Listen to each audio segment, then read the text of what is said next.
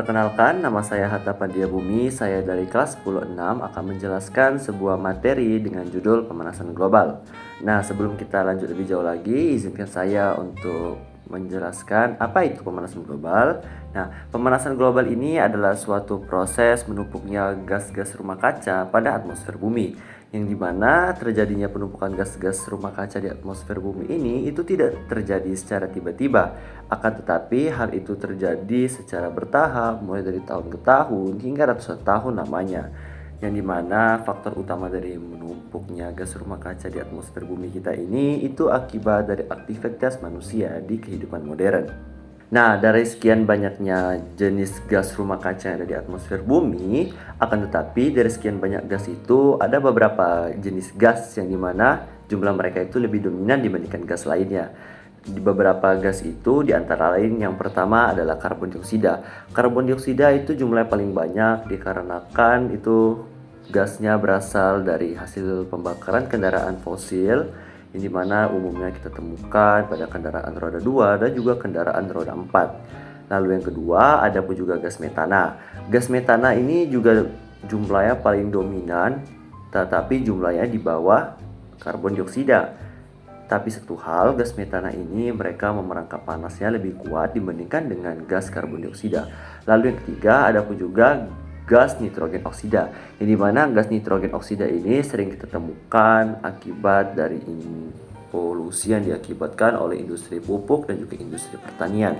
Lalu yang terakhir ada pun juga fluor, yang dimana fluor ini itu biasa ditemukan pada alat elektronik dan juga pendingin seperti kulkas dan juga AC.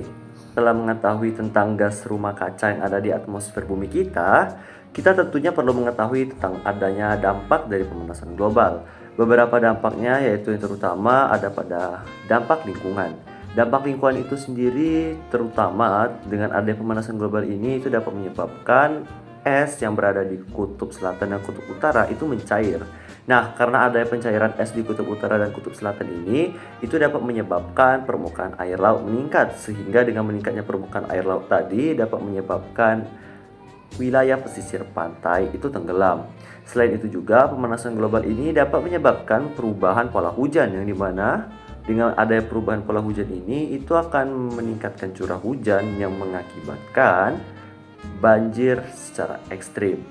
Selain itu juga pemanasan global ini pada lingkungan itu dapat meningkatkan suhu rata-rata di bumi, sehingga hutan-hutan yang ada di bumi kita ini akan relatif lebih tinggi resikonya mengalami kebakaran hutan. Dampak yang kedua yaitu dampak pemanasan global kepada kehidupan sosial manusia dan juga ekonomi manusia. Nah, dari pemanasan global ini yang pertama-tama itu bisa berdampak pada petani. Kenapa petani bisa kena dampaknya? Karena pemanasan global ini mengakibatkan suhu rata-rata bumi meningkat, sehingga beberapa tanaman akan mengalami musim panen yang berubah-ubah serta kacau balau. Lalu yang kedua, pada bidang kesehatan, manusia akan lebih rentan kena penyakit tropis seperti demam berdarah dan juga malaria. Lalu yang ketiga, akan ada seringnya kasus gangguan pernapasan akibat udara yang kering akibat musim kemarau.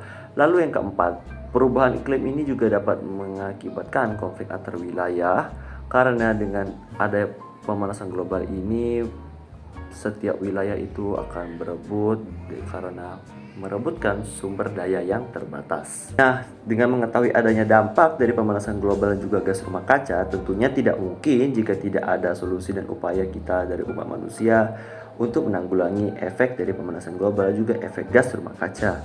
Nah, upaya yang dapat kita lakukan terutama sebagai individu, yang pertama yaitu dengan pengurangan atau penghematan penggunaan listrik di rumah kita masing-masing. Lalu yang kedua, kita lebih sering menggunakan transportasi umum yang ramah lingkungan.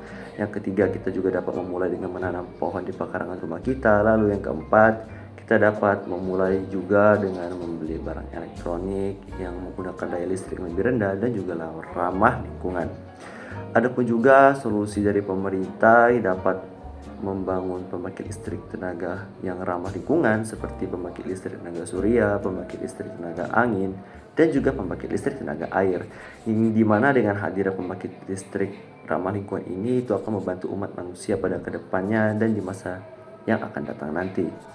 Nah, Sekian saja materi yang dapat saya sampaikan. Mohon maaf bila saya ada salah kata dan silap kata. Wabillahi taufiq wal hidayah. Wassalamualaikum warahmatullahi wabarakatuh.